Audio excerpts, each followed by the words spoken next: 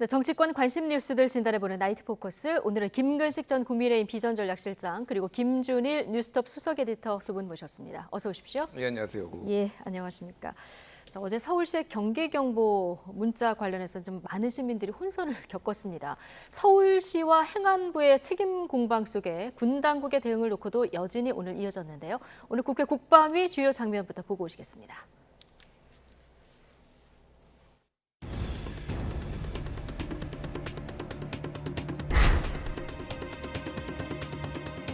11분이 경고한 뒤에 문자 메시지가 나갔어요. 예, 그게 무슨 제대로 된 적시 대응입니까? 이미 전작 상황으로 놓고 보면 사람들이 다 죽어 나간 다음에 문자 메시지가 쏟아진 거예요. 질의하고 있는 이 시간까지 윤석열 대통령의 대국민 메시지는 한 번도 나오지 않았습니다. 정상적입니까? 그 NSC 회의하는 시간이 중요하기라 빨리 한다고 무조건 좋은 건 아닙니다. 문재인 정부 시절에 64회의 긴급 NSC가 열렸어요. 문 대통령께서 참여하신 게 17회입니다. 남북 연락사무소가 북한에 의해서 폭파됐었는데 여기에는 대통령께서 참여도 안 했어요. NSC.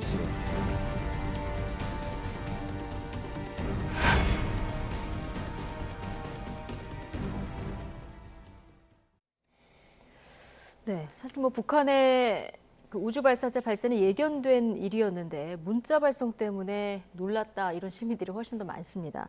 자, 어쨌든 지금 오늘 국방위 모습을 보고 오셨는데 야당은 당국의 부실 대응을 주장하고 있고요. 여당은 문재인 정부 시절의 안보 무능 이 점을 부각하면서 이제 방어하는 모습이에요.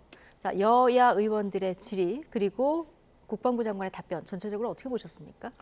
일단 우주 발사체를 쏘겠다고 예고를 계속 해놓은 상태였고, 그러나 이제 불시에 어제 새벽에 쏘는 걸 뭐 정확히 예측할 수는 없었겠지만 네. 쏘자마자 직후에 이제 발사체가 발사된 것은 우리 군 당국이 바로 파악을 합니다. 그렇기 때문에 그 야당 측이 주장하는 신속한 적시 대응이라는 것은 제가 생각할 때는 그 발사체가 실제로 상공을 날아가는 그 지역, 직접 그 상공위로 지나가는 지역에 대해서는 그 해당 시간에 정확히 문자를 보내서 만약에 있을 그 발사체 그 물체 추락이라든지 아니면 그 지나가는 상공을 그 상공 밑에 있는 우리 주민들에서 대피 명령을 내리는 게 저는 맞았다고 보고요. 네. 그런 맥락에서 보면 크게 늦진 않았다 생각합니다. 지금 기동민 의원이 이야기하는 것은 서울시 경계경보가 내린 게 한 11분이 지난 뒤였다라고 이야기를 하는 거고요.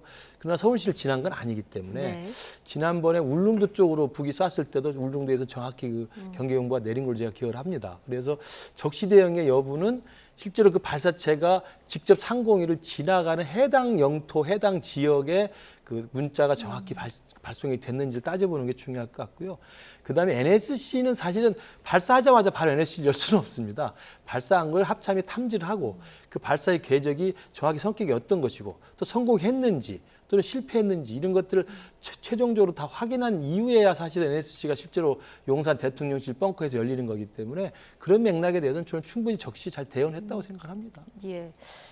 자, 그런 의미에서는 적시에 잘 대응했다는 의견이신데, 자, 야당 의원이 이게 만약에 전쟁이었으면 사람 죽고 문자 보낸 것이다. 자, 이렇게 국방부 장관한테 질의를 했고요. 국방부 장관은 전체적으로 뭐 전반적 조치는 잘 됐다 이렇게 방어를 했는데 국방부 책임은 어디까지입니까? 그러니까 이거 경계경보 같은 경우에는 이를테면 행안부하고 지자체하고 이제 조금 별도로 있는데 이게 민방공 이제 경보 체제 이제를 보면은 이 공군사령관이 이제 저기 행안부에 주게 돼 있고요. 뭐 지자체 같은 경우에는 지역 군부대에서 이제 이거를 정보를 받아가지고 판단하게 돼 있습니다. 그러니까 정확하게는 이제 국방부가 이거에 대해서 이제 뭐 거기에는 이제 공군사령관이거나 그의 권한이 주어진 자 뭐 이렇게 돼 있어요. 그 예규에 보면 행안부 예규에 보면 그러니까 국방부가 이 뭐 군과 관련해서 이 정보와 관련해서는 어느 정도 이제 다 가지고 있고 판단을 내려서 정확하게 줘야 되니까 그 부분에 있어서는 이제 적시에 줬느냐 네. 그리고 정확했느냐 이 부분에 있어서는 이제 어느 정도 책임이 있는 거죠. 그러니까 예. 근데 뭐 저는 김근식 교수님이 말씀하셨다시피 이게 서울시에 혼선이 있었던 거는 문제가 있는데 그 앞단에 이렇게 발령된 뭐 행안부가 발령한 예. 거 뭐 이런 부분에 있어서는 아주 큰 문제가 있지는 않다라고 이제 보고 있습니다. 특히 예. 이제 이게 직접적으로 타격을 받는 것과 그 이후에 이제 대응 이런 것들에서는 조금 구분해서 볼 필요는 있거든요. 근데 서울시에 이제 그 경계경보가 발령된 내용을 보면은 조금 부실하고 사실은 무작정 대피하라 이런 네. 것들이 조금 문제가 된 거지 전체적으로 점검해 볼 필요는 있을 것 같아요. 그러니까 왜냐하면 지자체와 행안부와 뭐 이런 소통 문제라든지 뭐 이를테면은 그 속도, 내용 이런 거를 점검해 볼 필요는 있지만은 국방부가 판단을 한 것은 뭐 크게 문제가 있다라고 저는 보기는 힘들다고 봅니다. 예. 자, 어쨌든 시민들 아침잠을 깨우지 않았습니까? 이제 네. 3번의 문자가 왔는데 김근식 실장님도 좀 놀라셨죠? 예, 그렇죠. 올렸을 때. 예. 근데 행안부하고 서울시 책임 공방 자 일고 있는데 지금 행안부의 어떤 대응까지는 좀 문제가 없다. 김준일 대표님 이렇게 보셨습니다. 6시 29분에 북한 우주체가 발사가 됐고요. 그리고 행안부가 경계경보 문자를 발령한 뒤에 서울시가 경계경보를 이제 6시 41분에 발령을 하고요. 이걸 행안부가 서울시의 경계경보 문자는 오발령이다. 이렇게 문자를 보내고 그리고 7시 25분에 이거 오발령이라고 했는데 서울시가 다시 경계경보는 해제됐다. 이렇게 또 네. 발송을 합니다. 그래서 국민들이 굉장히 혼선을 겪었는데 자, 그런데 행안부가 백령도와 대청도 그리고 대청도 지역에 경계경보를 발령하고 경보 미수신 지역은 자체적으로 실제 경계경보를 발령하라고 이제 지령을 발송하는데 여기서 경보 미수신 지역 이게 좀 애매하다 보니까 서울시에서 확인하려고 행안부에 전화를 했는데 행안부는 안 받았다는 거고요. 행안부는 서울시 문자를 보고 이게 뭐야? 그래서 확인하려고 전화했더니 서울시에서 또 안 받았다는 거예요. 이게 만약에 실제 상황이었다면 참 굉장히 혼란스러운 상황 아니겠습니까? 이 부분은 분명히 좀 그 구체적인 과정, 예. 그 전모를 좀 파악해서 다시는 이런 혼선이 빚어지지 않도록 충분하게 대책을 세우는 게 필요해 보입니다. 이게 이제 뭐 우주 발사체고 실패했기 때문에 그냥 지나갈 수 있는 문제라고 치지만 실제 상황이 됐을 경우에 네. 정말 발사체가 그냥 발사체가 아니고 정말 핵탄두를 그 위에 실은 그런 미사일을 쐈을 경우에 이런 식의 혼선이 빚어지면 이건 굉장히 위험한 일이거든요. 그래서 저는 이게 지금 뭐 국무조정실 중심으로 해서 진상조사를 한다고 그러는데 행안부와 서울시 각 지자체 사이 그리고 군 당국 사이에 이런 상황이 터졌을 때 어떤 매뉴얼을 가지고 어떤 시스템과 어떤 프로세스로 이 재난 문자를 보내게 되는지 대피 문자를 보내게 되는지 네. 이걸 좀 확인해서 분명히 좀 단일화할 필요가 있다고 생각해요. 제가 볼 땐 좀 단일화되지 않고 굉장히 어수선한 지금 절차를 갖고 있는 것 같은데 왜냐하면 행안부는 실제로 이 우주발사체가 지나갔을 때 백령도 연평도의 주민들에게 바로 발령 문자를 냈습니다마는 네. 그 예외 지역은 알아서 하라고 하니까 지자체에서는 그냥 자체 판단으로 그냥 해버린 거거든요. 예. 그러니까 서울시에서는 제가 들어보니까 안전기획관 산하에서 실무자가 그냥 보고 그냥 안전기획관에 보고하고 그 문자 내용을 그냥 임의적으로 만들어서 그냥 문자를 발송해버린 예. 거예요. 그러니까 이 부분이 엄청난 혼선을 가져올 수 있는 거거든요.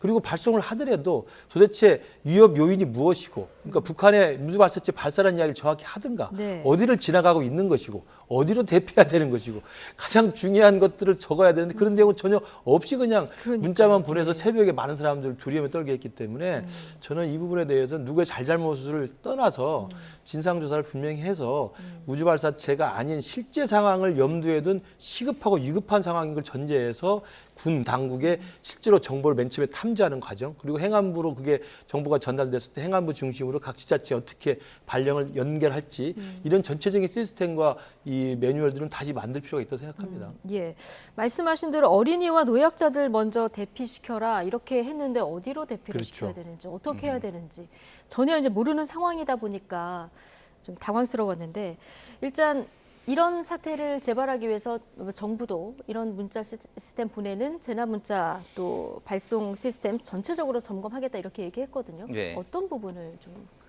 그러니까 보완을 해야 될까요? 뭐 제가 요 과정을 쭉 지켜보면서 규정도 찾아보고 그러면서 전체적으로 보면은 우리나라가 이런 뭐 경보 체계 이거에 대해서 굉장히 이제 시스템이 무너지거나 둔감해졌구나 이런 거를 좀 느낄 수가 있었습니다. 자, 첫 번째 민방공 경보 체제거든요. 네. 이거는 정확하게 이렇게 돼 있어요. 항공기나 유도탄, 지해상 병력에 의한 공격이 예상되거나 공격이 있을 경우에 발령을 하고요. 공격이 예상될 때는 경계경보, 사이렌 1분간 평탄음 그리고 즉시 대피를 준비하고 어린이나 노약자는 미리 대피합니다. 예. 그러니까 이게 중요한 게 대피예요. 그러니까 지금 서울시가 이거를 경계 경보를 울렸잖아요. 이게 정말로 대피할 일인가? 1,000만 명이. 그런 거죠. 그러니까 일본도 정확하게 오키나와에만 울렸습니다. 왜 그러냐면은 이게 지금 이 위성 이번에 이제 우주 발사체를 쏜 게 정확하게 그 전에는 이제 ICBM 쏠 때는 다 동해상으로 날아갔거든요. 근데 이번에는 우주 발사체니까 이 남서쪽으로 날아가서 오키나와 근해에 이제 떨어지게 돼 있었던 거니까 거기만 딱 정확하게 울린 거예요. 만약에 이게 뭐 도쿄는 안 울렸습니다. 그래서 일본 같은 경우에는. 근데 이게 서울시가 이제 1,000만 명이 지금 대피를 해야 되는 것이 이런 식으로 좀 안이하게 판단을 해서 하는 것인가. 그러니까 어떤 상황에서 이게 위급 문자를 날리는 것과 경계 경보를 울리는 거는 다르다라는 거예요. 그거에 대해서 이제 이 당국자들이나 이런 분들이 정확하게 숙지를 못 하고 있었다라는 게 이제 그러니까 정확하게 필요한 데만 정확하게 보내야 된다라는 거예요. 네. 그게 좀 안 됐다라는 거 하나가 있고 또 하나는 아까 전에 뭐 김근식 교수님 말씀하셨지만 내용의 어떤 구체성이에요. 일본은 이렇게 나왔습니다. 7시 1분에 그러니까 6시 31분에 했는데 미사일 발사 북한으로부터 미사일 발사가 된 것으로 보입니다. 건물 안 또는 지하로 피난해 주십시오라고 오키나와에 정확하게 이게 무슨 내용이 있었고 어디로 가야 되는지가 정확하게 나왔다라는 거예요. 왜? 또 예. 어디로? 예, 어디로? 예. 그러니까 이거 미사일이 됐으니까 지하로 들어가라는 거잖아요. 이런 내용들이 이제 있어야 되는데 이게 아무것도 없었다라는 거고 소통도 안 됐다라는 겁니다. 그래서 뭐 이거는 이제 뭐 문제점은 지적을 했으니까 중요한 거는 앞으로 조금 더 이런 과정들을 그러니까 소통도 안 됐다라는 부분도 있으니까 이제 이거를 개선하는 방향으로 하는데 제가 우려되는 거는 앞으로 뭐 이제 북한이 쏘면은 다 계속 그러면 경계경보 발령한 것인가? 중요한 거는 제한적으로 해야 됩니다. 딱 그 필요한 부분만. 이게 그러면은 양치기 소년처럼 돼요. 그러면 오히려 안보 불감증이 생깁니다. 국민들. 뭐 또 쏘나 보네. 그러니까 필요한 데에만 정확하게 하는 거를 훈련하는 방식으로 좀 개선해야 될 것 같습니다. 예, 정확한 매뉴얼을 정착하는 게 가장 중요한데요. 어쨌든 지금 일본 얘기해 주셨는데 네. 오늘 윤석열 대통령도 일본 그 문자 발송 시스템하고 비교하면서 좀 대처가 엉성했던 이 부분을 좀 지적했다 이렇게 네. 전해지고 있는데, 자 어쨌든 국무조정실이 긴급 조사에 지금 이 상황에 대해서 조사에 들어갔다 이렇게 보도가 나오고 있습니다. 결과를 보고 문책 여부도 판단하겠다라고 얘기했는데, 자 어떤 부분을 좀 자세히 들여다봐야 될까요? 지금 이야기 나온 것처럼 그러니까 지금 우리가 보면 여름철 폭염에도 그 해당 지역에서 폭염과 관련되면 폭염 재난 안전 문자가 뜨지 않습니까? 심지어는 뭐 홍수철, 장마, 태풍 네. 같은 경우도 그게 수시로 자주 옵니다. 그러니까 재난 안전 문자 같은 그런 어떤 위기 상황을 이제 미리 예측하게 하는 그러면서 주의를 이렇게 환기시키는 그런 식의 문자가 자주 오기 때문에 어제 아마 서울시에서 1,000만 명에게 새벽에 울렸던 문자도 아마 그런 맥락에서 서울시 관계자가 작성한 것으로 보여요. 그러니까 이렇게 예상이 되니까 대피하십시오라는 정도만 했는데 무엇 때문에 어디로 어떻게 가야 하는지 설명하지 못하고 있는 거거든요. 그러니까 지금 아까 말씀하신 것처럼 이건 민방공 체계에서의 실제로 적들의 해상 또는 그 공중에서의 공격에 의한 미사일에 의한 위급한 상황에서의 문자는 전혀 다른 차원으로 매뉴얼을 만들어 정리가 돼야 되는데 지금 우리가 어저께 서울시에서 발령받은 내용의 네. 문자를 보면 여름철 폭우 또는 폭염 이런 식의 그냥 와서 하는 그 뭐 외출을 삼가해 주십시오라는 정도의 재난 안전관리 문자식으로 아마 처리가 된 것 같습니다. 그래서 제가 볼 때 그 두 개를 좀 구분해서 그 당국도 정리를 해야 되고 국민들도 거기에 대해서 반응하는 것을 좀 달리 해야 된다고 생각이 들고요. 어쨌든 아까 말씀드린 것처럼 군에서 처음에 탐지해서 전파하는 문제, 행안부에서 그걸 받아서 각 지자체 전달하는 문제, 지자체에서는 그러면 군과 행안부 어떻게 커뮤니케이션을 해서 적시에 그다음에 해당되는 지역에 정확히 내용들을 전파해서 알리는 문제, 국민들도 그걸 받아서 또 거기에 대해서 신속하게 실제로 몸을 숨기고 움직일 수 있는 문제 이런 것들을 종합적으로 다 한번 훈련을 할 필요가 있고 그래서 이것 때문인지 모르겠습니다만 이제 민방 훈련을 다시 한다고 네. 하니까 그런 것들을 통해서 실제로 훈련 상황이지만 실제로 한번 연습을 해보는 것도 굉장히 필요해 민방위 보입니다. 훈련을 강화하겠다 그렇습니다. 오늘 이 얘기도 네. 나왔다고 하는데 어쨌든 위기 대응 너무 넘쳐도 안 되지만 또 모자라면 더 안 되는 그렇죠. 거 아니겠습니까? 자 매뉴얼 좀 구체적이고 섬세하게 좀 이참에 다듬어졌으면 하는 바람 모든 국민들이 가지고 계실 것 같습니다.